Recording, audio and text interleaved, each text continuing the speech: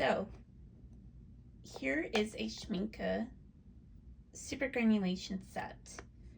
I got super excited about this when it first came out, but then I thought, well, I don't really need that. I don't need more watercolors. I kind of like my little set that I put together. And so I didn't think about getting it. They have other sets. They have like a deep sea, desert, glacier, and shire. I've got a couple of the individual colors from, I think it was the desert and the shire. And then there's one, I think there's a volcano one too. Anyways, then I saw, every so often I click on Jackson's clearance part of their website, and for some reason these were there, and they were about $50 for the whole set, for the whole set of 5 milliliter tubes. So you get urban yellow, urban red, urban green, urban brown, and urban gray. And of course those are colors that I would use a lot of. So about $50 for that Canadian, and they retail for about 80 Canadian normally. So that was a pretty good deal. And I had a couple other things to order as well, so I thought, why not? And this is them. So then the other problem came. Well, I don't have any room in my handmade palette, and I'll put up a link to me making that little palette up at the top as usual. And so I thought, well, it's gonna call for another little hack. And when I was in the States recently, I saw this little box of Altoids. It's a smaller box and with smaller mints. And I thought, just toss those out. And sure enough, they do fit exactly 5 half pans perfectly. So I'm going to do that. I'm going to fill them up, and then we'll swatch them out.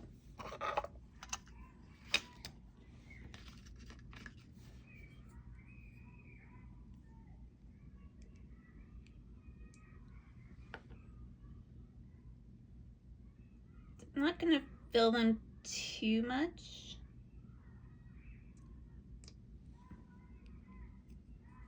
And just be careful, because under pressure these, it's not as bad as the Daniel Smith, which really comes shooting out. There's still a little bit of pressure. You don't want to lose anything.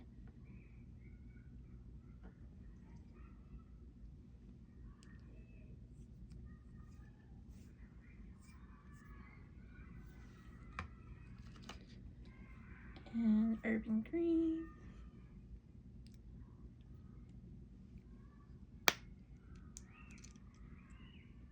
I love Schmincke's greens. Oh, there's the forest one. I didn't mention that. I have some of the forest Supergranulation tubes as well.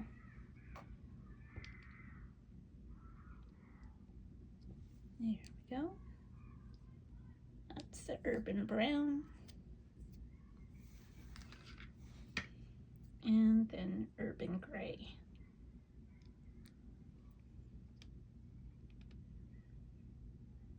I'm always interested in grays and browns. I know I can make them, but when you're doing it, when you're painting outdoors and you don't have a lot of time, it's always nice to have something, a convenience color.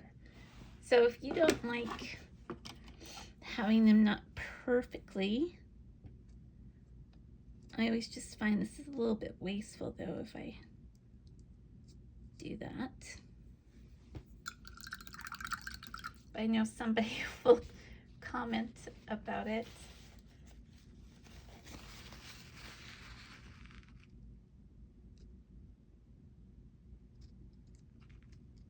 And then you just, I'm gonna leave that one well enough alone. Then you let them kind of cure over a couple of days normally before you would take them on the road. And I haven't stuck these ones down. I will do that. I use either magnets or there's a really good product called museum wax. And as it suggests, museums use it. I've used it when I worked in a museum, and it just keeps things really, really stuck down. But you can also take them off. So let's get started with swatching these out. To make it a little bit more interesting, I've done some things that you would see in an urban environment, and just so that you can see how opaque or not that these are. I'm just gonna get a nice big brush, and I'll start with the red for the stop sign. And this is a Stillman and Burn sketchbook, so it's nothing fancy. If you use rough watercolor paper, this is more like a hot press, you would see even more granulation. I'm going to lay it on a little bit thicker in places, a little bit thinner.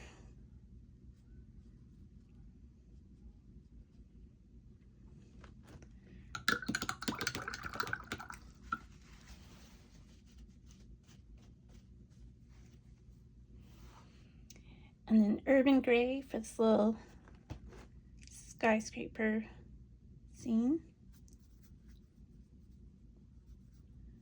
It's nice. It's got almost like a hint of blue and green in it.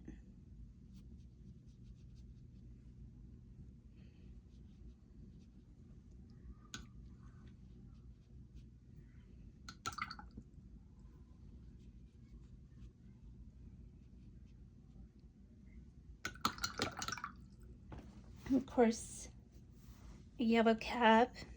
You see lots of those in New York City.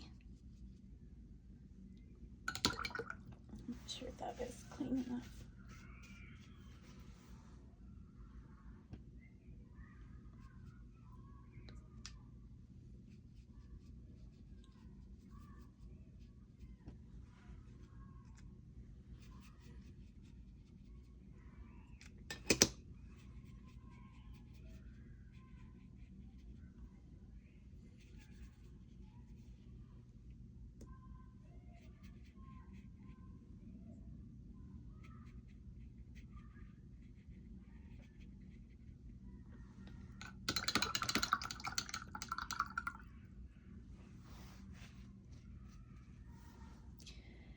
And then the tree is going to be a mix of the urban brown and the urban green.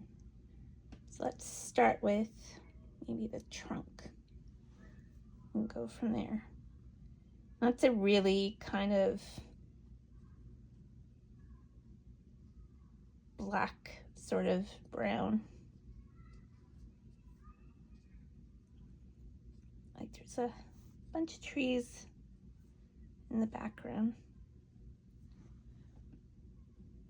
I won't get all Bob Ross about it.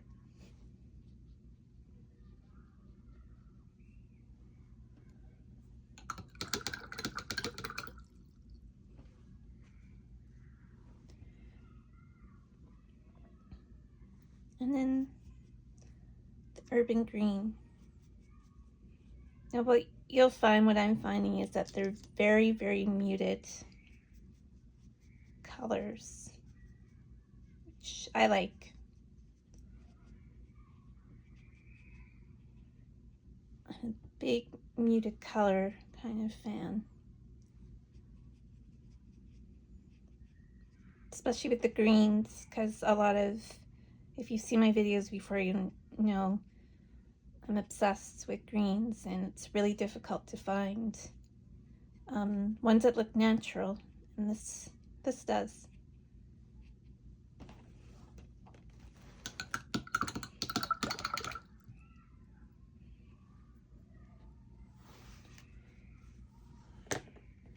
So that is the little urban supergranulating colors from Schmincke.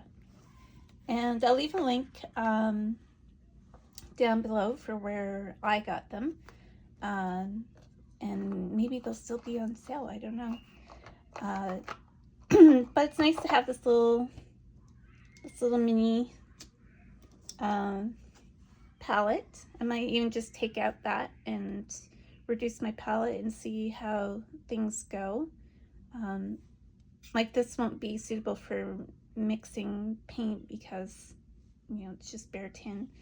But I usually have a little palette with me to mix on. So, oops, I hope I didn't just put, nope, it's good. I didn't just put mints into the wet paint. There's a little bit there, but that was in there before. But it's a nice little compact kind of palette, and you can make them with anything. As I said, I've made one that I carry around all the time. It was from one of those greeting cards, one of those gift card tins. And then I also got more expensive, way more expensive, because that one was free. Art toolkit, little mini palettes, which are really nice and handy, really small. These are half pans that I've managed to fit in here. In my gift card palette, I put in quarter pans, and in the art toolkit they come with as small as like tiny little squares. So I just have other colors that I don't normally have in my go-to palette, and this will be a nice little addition to that. And you can see they're drying now. See that green, there's some yellow coming out, and you see the different colors coming out here. There's like a red, a little bit of black, it's an orange. The yellow is a little bit more muted. I'm not surprised. I wouldn't expect a yellow to, it would be kind of weird to have a yellow that had all like different colors in it. The gray is kind of nice.